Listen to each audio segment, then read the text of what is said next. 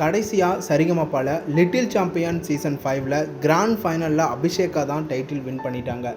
அபிஷேகாவுக்கு title வின்னரை கொடுத்ததை பற்றி உங்களோட ஒப்பீனியன் என்ன அப்படின்னு கமெண்ட் பண்ணுங்கள். விஷ்ணுவர்தன் கிராண்ட் ஃபைனலில் ஒரு சூப்பரான ஒரு பர்ஃபார்மன்ஸை கொடுத்துருக்காரு.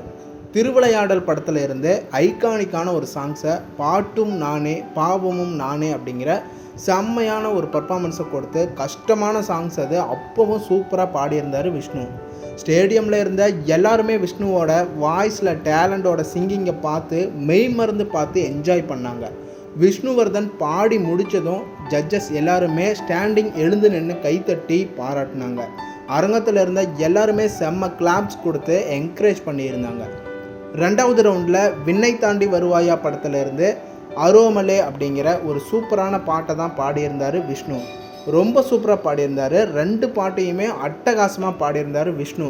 விஷ்ணுவோட ரசிகர்களுக்கு கிராண்ட் ஃபைனலில் விஷ்ணுவோட பர்ஃபார்மன்ஸ் உங்களுக்கு பிடிச்சிருந்துச்சா, இல்லை விஷ்ணுவோட சாங்ஸ் நல்லா இருந்துச்சா, இல்லை வேறு சாங்ஸை செலக்ட் பண்ணியிருக்கலாமா அப்படின்னு உங்களோட ஒப்பீனியன் என்ன அப்படின்னு கமெண்ட் பண்ணுங்கள். அதே நேரம் விஷ்ணுவுக்கு ஃபர்ஸ்ட் ரன்னரை கொடுத்துருக்காங்க. விஷ்ணுவர்தன் செம்ம டேலண்டாக கண்டிப்பாக ஃப்யூச்சரில் பெரிய சிங்கராக வரப்போகிறாரு. விஷ்ணுவர்தனோட ரசிகர்களுக்கும் எனக்கும் விஷ்ணுவர்தன் தான் டைட்டில் வின்னர். அவர் எப்போவும் சூப்பராக பாடுவார்.